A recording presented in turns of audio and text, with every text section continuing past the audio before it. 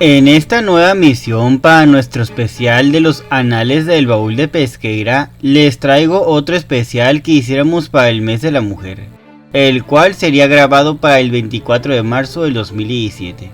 En esa ocasión hablamos de la oradora y congresista Hermila Galindo. Yo estaría encargado de hablar sobre su vida, biografía que tienen a continuación. Acompáñenme en este recorrido.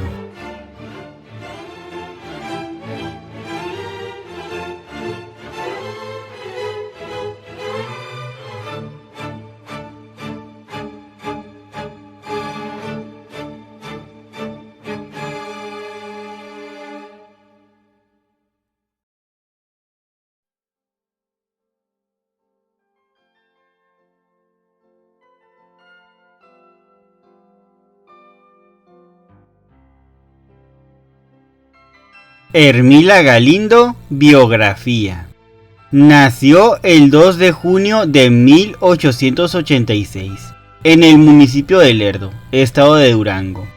Sobre su año de nacimiento, algunos estudiosos señalan que nació en 1896. Sus padres fueron Rosario Galindo y Hermila Acosta, quien murió a los 3 días de nacida su hija, Ángela Galindo. Hermana de don Rosario, se hizo cargo de la niña.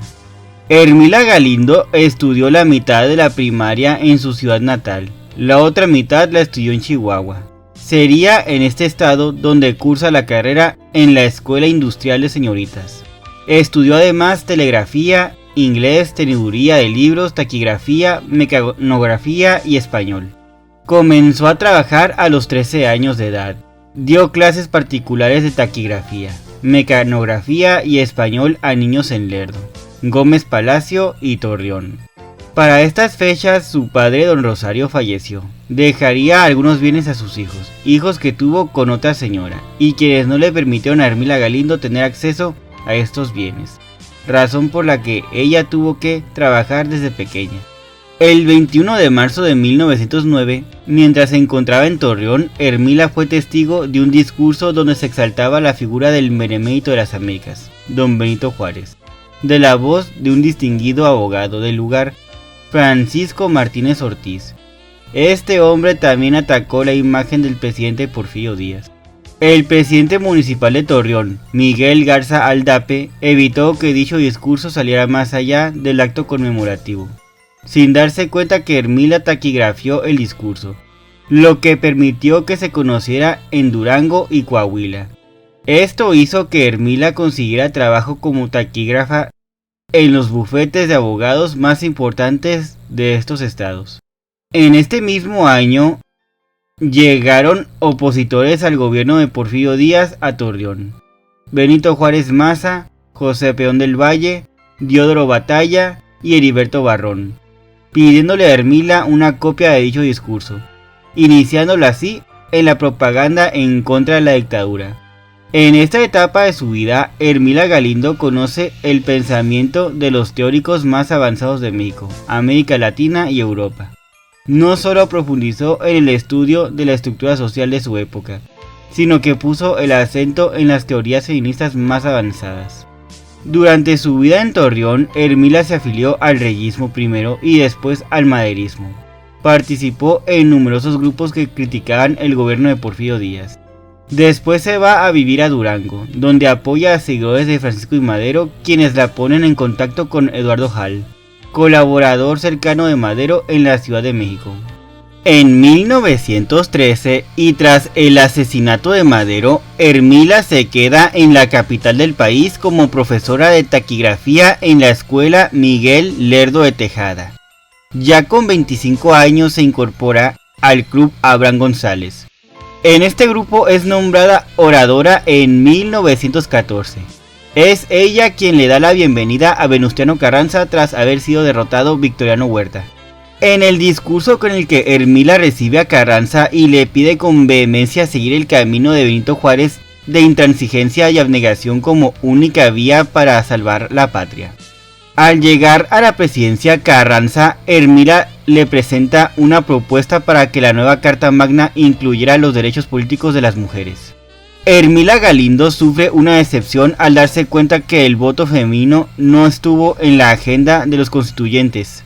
No obstante, siguió apoyándolos.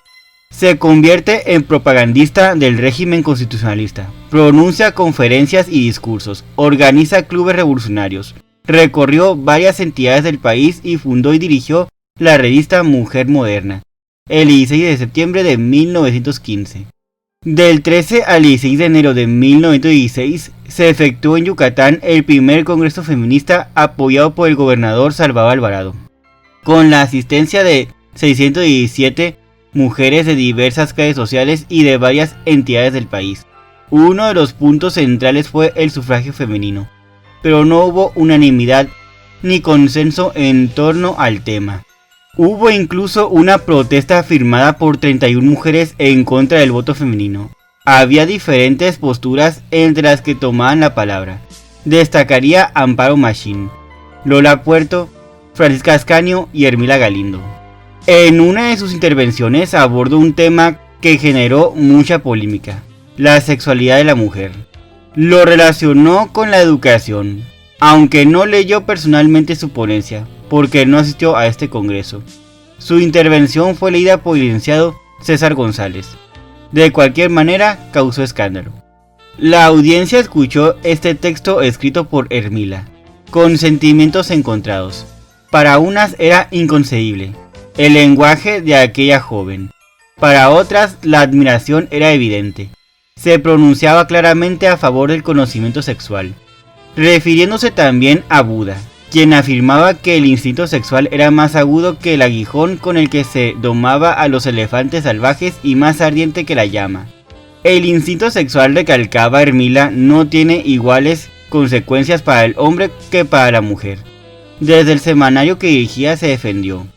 Acudió a mujeres connotadas de la época, como Matilde Montoya, Salomé Carranza, Luz Calva, Artemisa Arroyo y Elvira Anaya, entre otras, para que dieran su opinión sobre el texto.